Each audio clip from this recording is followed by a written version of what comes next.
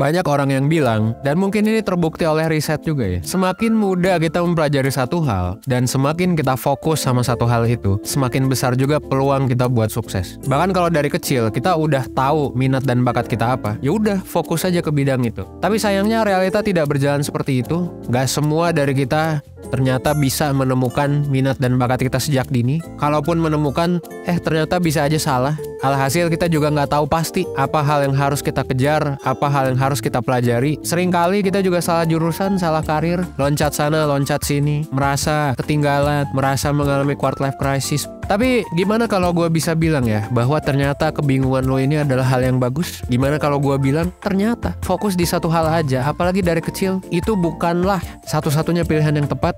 Nah, kalau lu kepo dengan pertanyaan tadi, kalau lu tertarik dengan topik ini ya, lu tonton video ini sampai habis. Dan selamat datang di segmen Kelas Kehidupan, di mana gue bakal fokus sharing ilmu-ilmu penting yang belum diajarin di sekolah, supaya lu bisa nyelesain berbagai masalah kehidupan dan menjalani kehidupan lu dengan lebih baik. Enjoy!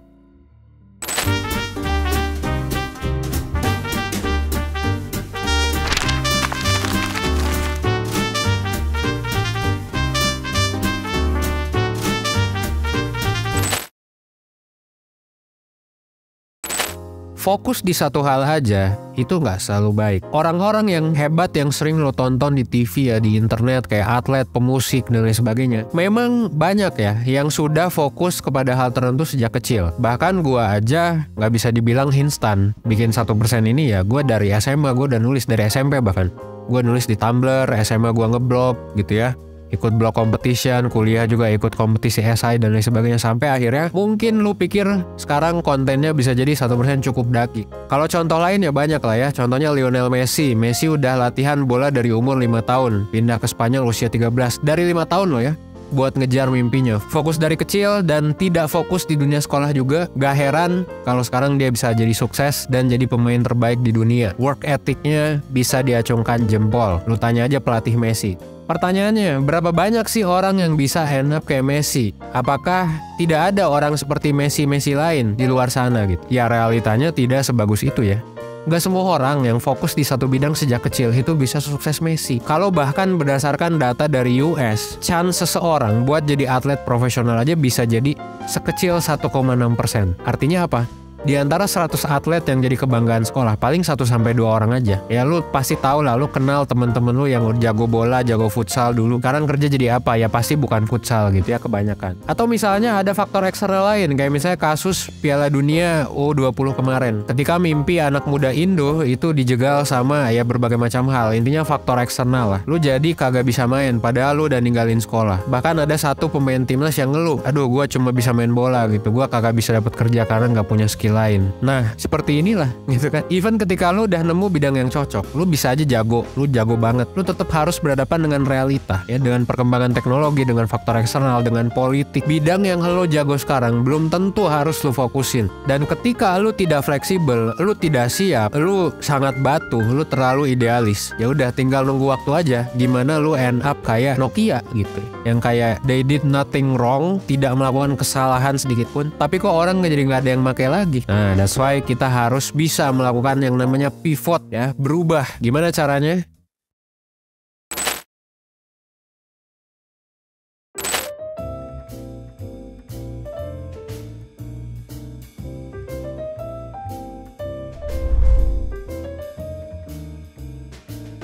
Mencari tahu kira-kira skill set apa sih yang bener-bener gue butuhkan biar gue bisa bersaing di industri digital, dan juga pasti ya sumber di mana gue bisa mendapatkan skill set tersebut, karena gue nggak mau gue belajar tapi ternyata skill set tersebut mungkin udah kuno atau udah nggak up to date dengan industri digital. Probably because being mas-mas biasa, menjadi mas-mas biasa yang mungkin skillnya itu aja, pengalamannya itu aja, dan juga nggak ada sesuatu yang mungkin bisa dijual ke job market. Dan juga mungkin nggak ada sesuatu yang unik yang bisa ditawarkan dari gue kepada job market pada saat itu. Industri digital tuh sangat beragam dan knowledge dan skill yang lu dapetin tuh luas dan lebar banget. Jadi setiap hari tuh you learn something new, dan itu yang gue suka dan itu yang memotivate gue kalau setiap hari tuh gue belajar sesuatu yang baru. Ngelihat kayak bidang digital itu cepet, terusnya bidangnya juga luas. Gue memutuskan gak kuliah dulu dan belajar di Purwadika supaya bisa start lebih awal. Yang pasti umur sih, umur sama cuma lulusan SMA itu udah jadi tantangan terbesar. Ketika lu terjun di dunia industri digital, banyak orang-orang yang udah punya degree dan umurnya juga udah 20-an, sedangkan gue mulai karir sebagai UI UX tuh sebelum 20-an dan degree-nya cuma SMA gitu. Apa sih yang lu punya?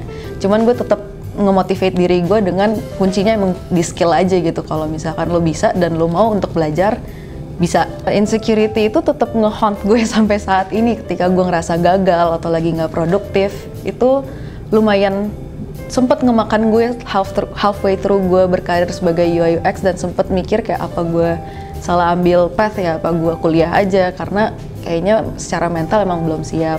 Cuman ketika lagi moodnya lagi turun itu gue selalu mikir lagi gitu, gue udah di sini loh, gue udah berkarir dan di umur yang segini tuh gue bisa explore lebih banyak lagi waktu-waktu untuk kedepannya, dan gue juga bakal gain lebih banyak skill dan knowledge untuk berkembang. Gue ngerasa sempat lost interest untuk cari tahu sebenarnya apa sih yang bisa bikin gue untuk bangun karir baru di dunia industri, dan apakah memang sebenarnya gue masih relevan dengan kebutuhan industri saat ini dengan skill yang gue milikin. Dan gue terjun ke satu kesimpulan, dimana kalau misalnya memang gue mau tetap stay relevan dan juga fit sama industri, ya I need to adapt dan juga compromise sama keadaan yang memang lagi gue hadepin pada saat itu.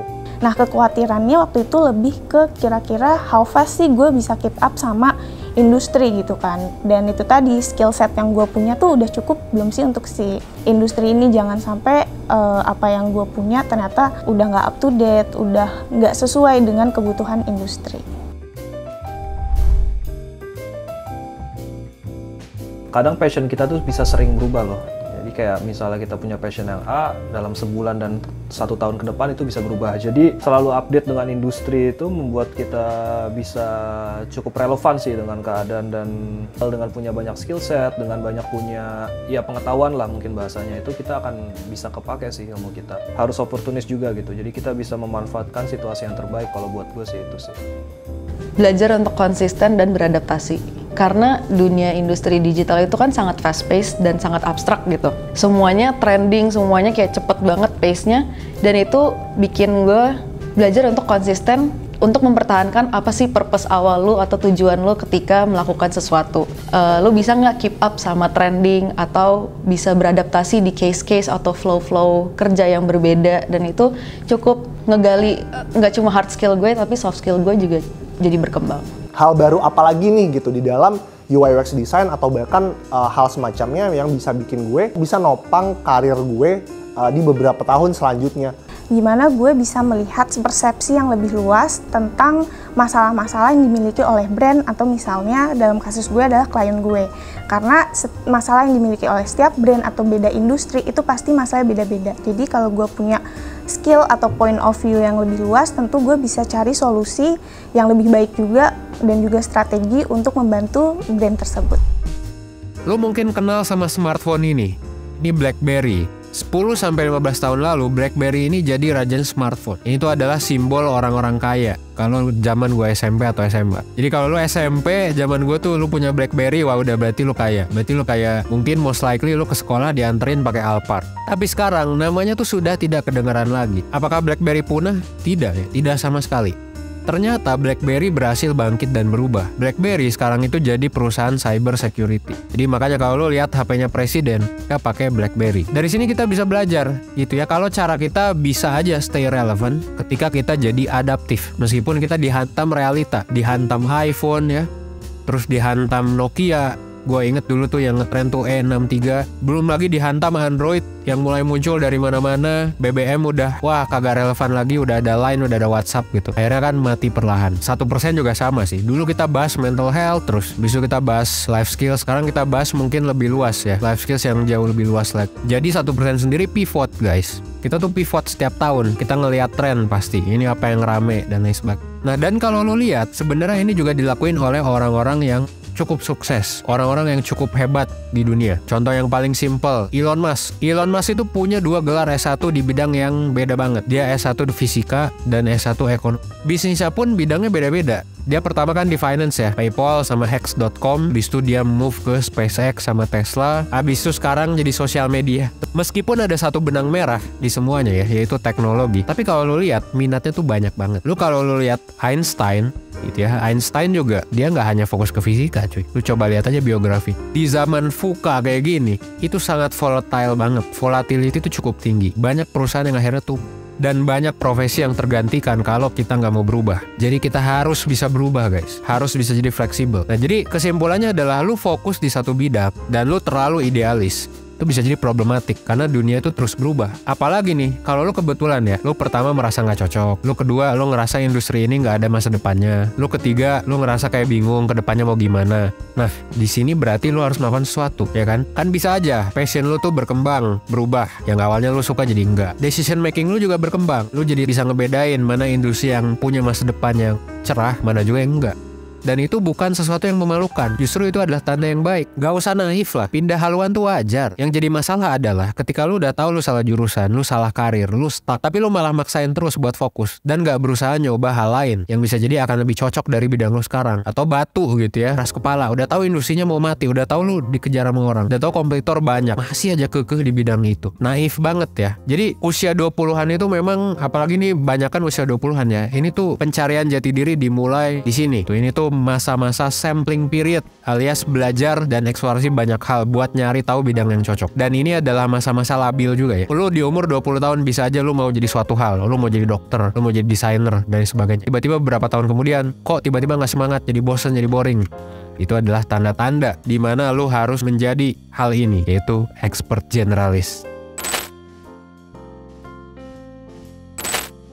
Di dunia yang serba cepat, industri yang menuntut kita untuk tetap relevan, kita dituntut buat jadi spesialis ya. Fokus ke satu hal, fokus. Nah, memang di zaman kapitalisme ini ya untuk fokus itu lebih baik ya sebenarnya dibandingkan kayak lu nggak fokus apapun. That's why salah satu cara terbaik buat relevan adalah dengan menjadi expert generalis. Ini adalah kondisi ketika skill set satu orang memungkinkan mereka buat jadi generalis, tapi jadi expert juga. Apakah jadi expert generalis itu mustahil? Bisa. Banyak lah orangnya. Elon Musk, Nadiem Makarim, Deddy Corbuzier, banyak lah. Lu cari contoh di luar sana yang expert generalis banyak. Sekarang pertanyaannya gimana jadi expert generalis? Pertama, consider buat jadi generalis dulu. Ya gak usah terburu-buru nentuin bidang yang bakal lu fokusin. Ya selama lu udah lulus level 1 dan level 2 di kurikulum life skills, ini kalau lu gak tahu lu harus ikut webinar ya. Tapi yang jelas level 1 level 2 tuh ketika lu udah punya cash flow, lu udah punya dana darurat, udah santai aja dulu. Gak usah terburu-buru ngambil satu bidang sampai S2, S3 gitu ya. Meskipun lu dituntut sama keluarga atau gimana, santai dulu aja. Karena bisa jadi pilihan lu salah ya kan. Jadi kalau lu udah punya duit, dana darurat, lu udah punya cash flow, santai aja explore dulu berbagai macam bidang yang menarik untuk mengambil keputusan yang memang benar-benar tepat. Karena ingat, selalu ada faktor eksternal. Kedua, setelah lu ekspor cukup banyak, misal lu udah ekspor let's say 10 bidang, udah lu coba-coba, lu bisa consider buat jadi spesialis. Jadi nggak apa-apa kerjaan di tahun pertama gajinya UMR atau bahkan di bawah UMR, menurut gua nggak masalah. Selama lu bisa menghidupi kebutuhan lu punya dana darurat, nggak masalah banget. Sambil ekspor. Habis itu, lu pilih tuh. Meskipun gaji lu sekarang kecil, lu nabung juga pas-pasan dan sebagainya. Kalau lu pilih bidang yang memang bagus, menurut lo worth it buat didalemin, relevan sama kondisi dunia, itu bisa jadi pilihan yang tepat. Di sana lo jadi spesialis. Ketiga, setelah lo ngerasa cukup paham, lo udah jadi spesialis nih, lo udah cukup menguasai bidang itu, lo udah ikut bootcamp, lo udah ngedalemin berbagai macam hal. Nah, lo bisa sambil nyoba connecting the dots terkait hal yang udah lo pelajari sebelumnya. Lo kalau nonton commencement speech-nya Steve Jobs, dia selalu bilang, dulu itu ya, Steve Jobs itu kagak suka kuliah. Makanya dia ngambil kelas-kelas yang kagak jelas, yang kagak ada faedahnya di masa itu. Dia waktu itu ngambil kelas font. Dia belajar tentang font. Kagak jelas kan gitu di tahun ya 98-an lah. Siapa yang mau ngambil kelas font cuy zaman saat itu ya. Tapi dengan dia ngambil kelas itu, dengan dia exploring berbagai macam hal, dia jadi bisa nyiptain MacBook yang kita tahu user experience-nya mantep banget ya. Ya debatable, tapi gua merasa MacBook jauh lebih bagus daripada Windows dari segi user experience. Connect the dots. Makanya dia juga selalu bilang seperti itu. Nah, lu juga bisa nyoba seperti itu guys. Kalau misalnya lu udah kerja, banyak sekali sekarang opsinya. Kita bisa belajar lewat lembaga ya, lewat lembaga-lembaga yang ada dan ada sertifikatnya. Dan lu nggak perlu kuliah untuk itu gitu. Ada bootcamp juga. Nah makanya kita sekarang kerjasama ya, kita lagi kerjasama sama lembaga pendidikan yang lagi ngebuka beasiswa juga. Dan gue sangat respect juga sama lembaga ini ya, yaitu Purwadika. Purwadika adalah lembaga pendidikan teknologi digital yang udah lama banget ada, udah experience, yang bakal ngajarin lo skill-skill yang dibutuhin buat terjun ke industri digital. Yang memang menurut gue masih sangat potensial. Mulai dari full stack web development, data science dan machine learning, digital marketing, UI UX, dan product management. Ilmu-ilmunya startup banget, ilmu-ilmunya teknologi banget, dan bisa lo terapin di berbagai macam bidang. Kalau lo punya ijazah SMA atau lo S1, lo punya komputer ya buat lo ikut bootcamp, siapapun bisa ikut bootcamp ini walaupun lo nggak punya background di industri digital. It's okay untuk pindah bidang. Saran gue ikut bootcamp ini, Purwadika. Nggak cuma belajar, lo juga bakal dikoneksikan kerja, alias nanti ada job connector. Setelah lulus, lo bakal disalurkan ke 1000 lebih perusahaan hiring partners yang ada di Indonesia maupun di luar negeri. Mantep banget tuh ya. Dan udah ada juga episode 1% podcast nih ya. Lu bisa cek 1% podcast. Kita udah nge-publish episode Pursuing Passion bareng Purwadika, dimana episode terakhir yang gua tonton sih ngejelasin tentang pengalaman alumni Purwadika sampai bisa kerja di perusahaan yang keren. Ini cocok banget buat lu yang mau career switch, buat lu yang bosen, buat lu yang melihat ada opsi lain gak ya gitu. Lu join Purwadika. Pendaftaran untuk Purwadika bakal dibuka tanggal 11 April sampai 30 Juni 2023. Ini udah sering kita publish juga di Instagram. Lu bisa cek website Purwadika dengan klik link yang ada di description, oke? Karena kita juga ngebagi-bagiin beasiswa cuy ya. Nanti untuk info beasiswa gua taruh di akhir. So, kesimpulannya gimana? Apakah menjadi seorang spesialis fokus di satu bidang itu selalu buruk? Well, bisa jadi iya, bisa juga tidak. Tapi yang jelas akan lebih baik kalau lu banyak belajar hal lain di luar spesialisasi lu. Karena itu mungkin akan ngebuka peluang-peluang lain, bikin lu jadi lebih adaptif, yang mungkin lu bakal peluangnya terbuka ke hal yang gak pernah lu bayangin sebelumnya. Oke? Tadi gua ngomong soal beasiswa ya. Kalau lu pengen belajar skill baru di industri digital, lu bisa coba daftar beasiswa 1% X Purwadika. Beasiswa ini cocok banget buat lu yang baru pengen memulai ataupun switch karir ke industri digital. Pendaftarannya gratis dan persyaratannya pun gak seribet itu. Kalau tertarik lu bisa cek langsung di websitenya Purwadika atau langsung klik link aja yang ada di description box. Kuotanya terbatas, jadi jangan lupa buat segera daftar. That's all for now. Thank you banget buat yang udah nonton video ini sampai habis. Semoga video ini bisa bermanfaat. Akhir kata, gua Evan dari 1%. Well, thanks.